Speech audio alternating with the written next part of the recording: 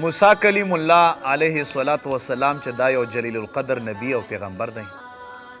ناظرینو او محترمو کتونکو، د ده یو عجیبه غوندې خبره د په هکله راغلی دو چې دی په ورځو کې یو ورځ وه چې موسی کلیم الله علیه الصلاة والسلام مبارک یو پیره روان دی په یو دشته کې، او په دشته کې یوې چینې له لاړو، هغې چینې نه ده اوبه وڅښلې، او د اوبو د څښاک نه بعد موسی کلیم الله لرې لاړو او د دمې دپاره کېناستو داسې د غره په یو څنډه کې. موسی کلیم الله علیه الصلاة والسلام ناست دی.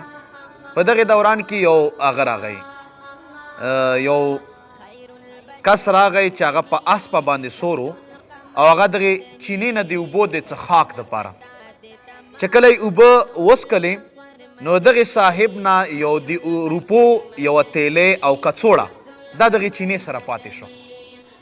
محترمو ناظرینو، چې کله دا کڅوړه د دغې سړي نه پاتې شوه، چې کوم سړی په اسپه باندې سور راغلی و، اوبه خو یې وڅښلې لاړو، خو کڅوړه د پیسو والا ترې پاتې شوه. په دغې دوران کې یو شپونکی راغی، او هغه شپونکي اوبه خپله مسکلې، په څارویو مسکلې، او دغه د روپو چې کومه تیلې وه او کڅوړه وه دا یې د ځان سره راواخیسته. موسی علیه السلام والسلام د لرې نه ګوري چې یاره دا څه پروګرام دی. هغه شپونکی سره د اوزو او د ګډو سره د هغه روپو تیلو لاړو. چې لاړو، یو بوډا سړی راغی، اوبې وڅښلې او دغې چینې سره اوده شو. هغه د اسپه باندې چې کوم سړی سور و، هغه چې ویې کتل چې ما سره خو پیسې خو هلته رانه پاتې شوې د اوبو چینې سره، نو څه وخت بعد هغه واپس راغی. چې ویې کتل یو بوډا سړی د چینې خوا کې اوده دی. دغې اسپه باندې چې کوم سړی سور او پیسو کومه تیلې او ګوتې ترې پاتې وه، نو دا بوډا سړی راویښ کړو، ورته چې دلته ما نه د پیسو کڅوړه پاتې وه، هغه روپۍ څه شوې؟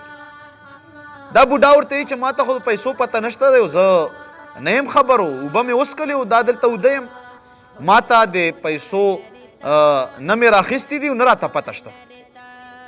خبرې سره تیزې کړې او دغې حده پورې چې دغې اسپې والا چې کوم سوارو او دا کوم سړی و دی راپورته شو، او دا بوډا سړی ووهلو، او دومره یې ووهلو چې دا بوډا سړی وفات شو.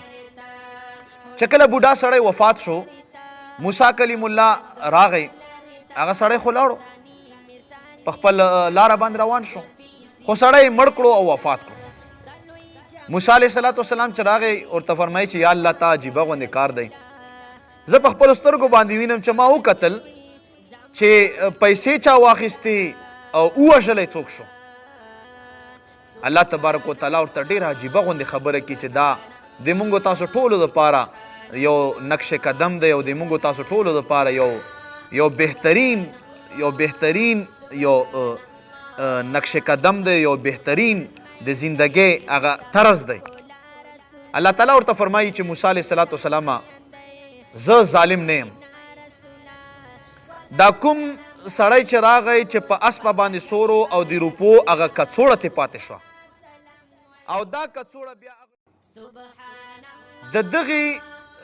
د دغې شپونکي چې کوم پلار و هغه پې قرض و، نو هغه قرض ځکه هغه پیسې دته میلاو شوې، نو هغه د پلار قرض ورته میلاو شو. کتونکو ناظرینو، او بیا چې دا کوم بوډا سړی دغې ګوړسوار او دغې اسپه باندې سور و هغه ووژلو، چې دغې بوډا د دغې ګوړسوار پلار چې دی دا وژلی و په مخکې زمانو کې. نو چې چاته قرض و، قرض ته ادا شو، او چې په چا باندې قصاص او قتل و، قتل ته ادا شو. نو زه ظالم ذات نه یم، زه انصافداره ذات یم. دغې وجې نه رونو، مونږ تاسو ته که په ژوند کې کله کله څه نقصان پیښ شي، نو هغه الله تبارک وتعالی فرمایي چې ما اصاب من مصیبت فمن نفسک وما اصابک من حسنة فمن الله.